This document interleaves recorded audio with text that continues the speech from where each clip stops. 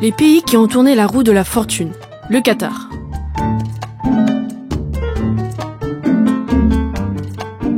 Un petit émirat situé dans le Moyen-Orient, le Qatar est un état de 11 786 km², gouverné par un émir. Situé dans une petite péninsule du golfe Persique et qui est relié à la péninsule arabique, cet état est bordé par l'Arabie saoudite.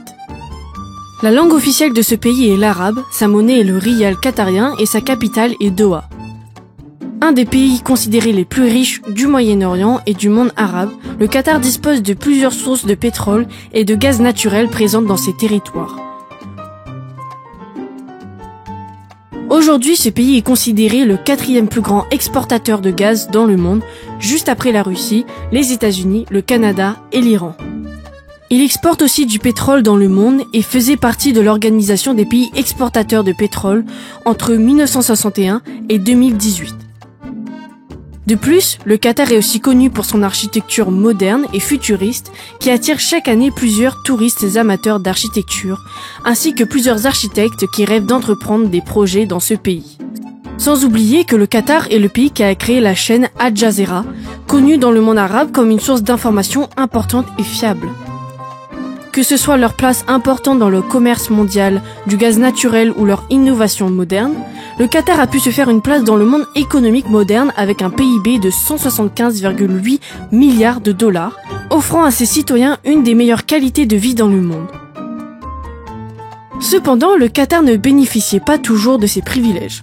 En effet, le Qatar est passé par plusieurs étapes difficiles avant d'arriver à sa gloire d'aujourd'hui. Voici comment le Qatar a tourné la roue de la fortune. Avant de continuer, si vous êtes nouveau sur la chaîne, abonnez-vous et activez la cloche de notification pour ne rater aucune de nos prochaines vidéos.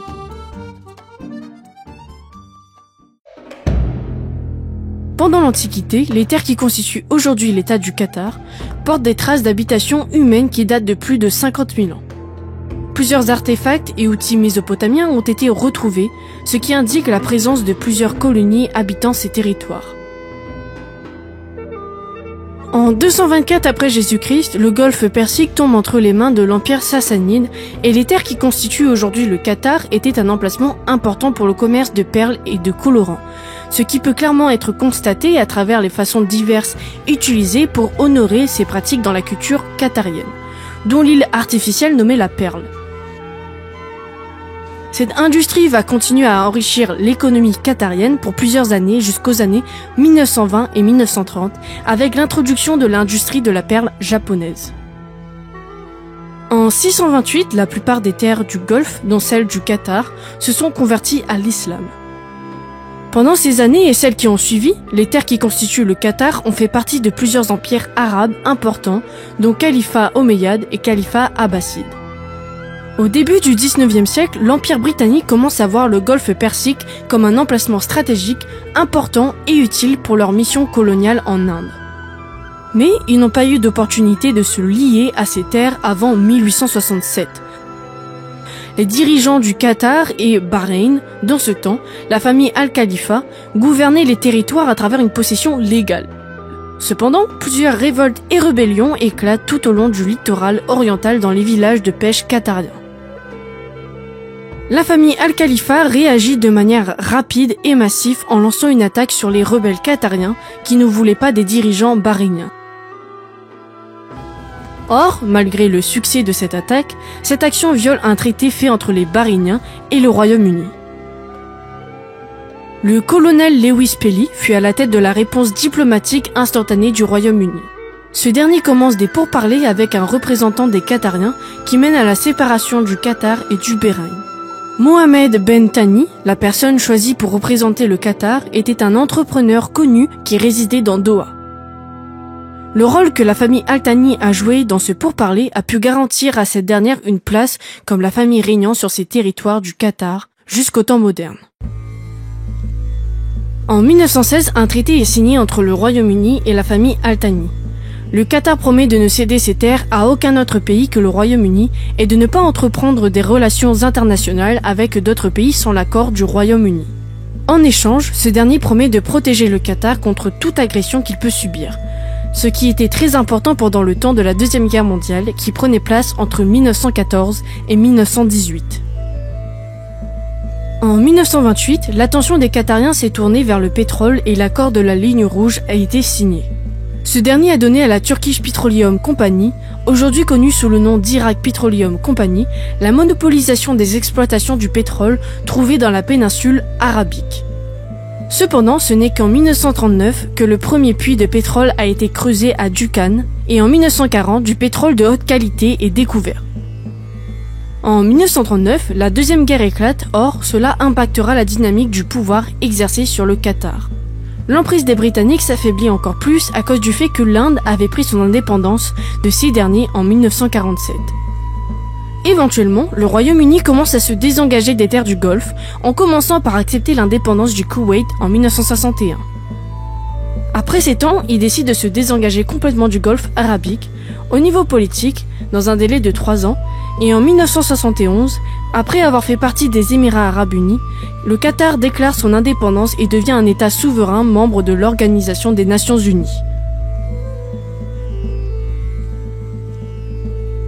Parallèlement, l'exploitation du pétrole au Qatar continua à évoluer après la Deuxième Guerre mondiale. En l'an 1949, qui marque la fin de la Deuxième Guerre mondiale, la première exportation de pétrole brut est effectuée. En 1960, les puits d'Al-Sharghi et de Maïdan Mazam ont été découverts, ce qui agrandira la quantité de pétrole exporté. Ensuite, en 1970, le plus grand puits est trouvé dans la mer, Bul Hanine est découvert.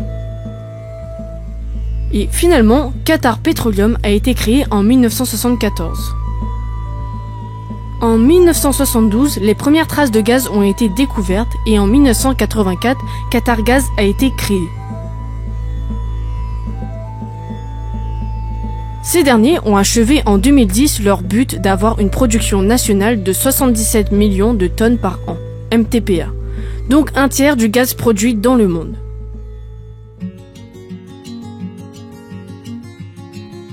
Aujourd'hui, l'économie qatarienne est une des plus importantes dans le monde, avec un taux de croissance de 6,2% en 2012. En 2014, le Qatar avait le taux de croissance le plus élevé du Golfe grâce à son exportation de pétrole et de gaz.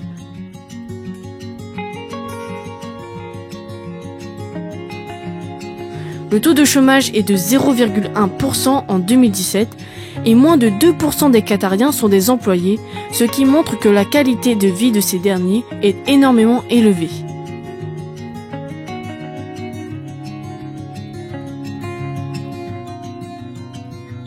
Cependant, avec 66% des revenus du pays venant du pétrole en 2014, ces derniers ont une économie un peu trop dépendante. Par conséquent, Sheikh Tamim bin Hamad Al Thani, l'émir actuel du Qatar, cherche à diversifier l'économie du pays en investissant dans l'art, l'éducation et le tourisme. Au niveau de l'art, le musée des arts islamiques a été ouvert en 2008.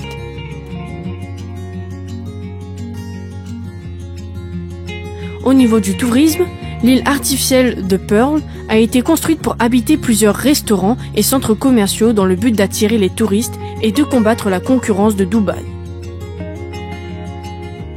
Sans oublier que Qatar Airlines est une des plus prestigieuses compagnies aériennes, étant une des 4 compagnies aériennes classe 5 étoiles dans le monde. Et ça ne s'arrête pas là.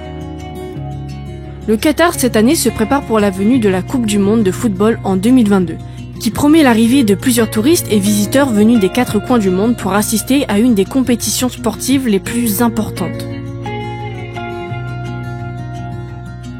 Malgré les dangers que l'économie du Qatar subit à cause de sa dépendance au pétrole, plusieurs plans ont été mis en place pour garder le pays prospère et les années qui viennent portent avec elles beaucoup de mouvements pour le Qatar.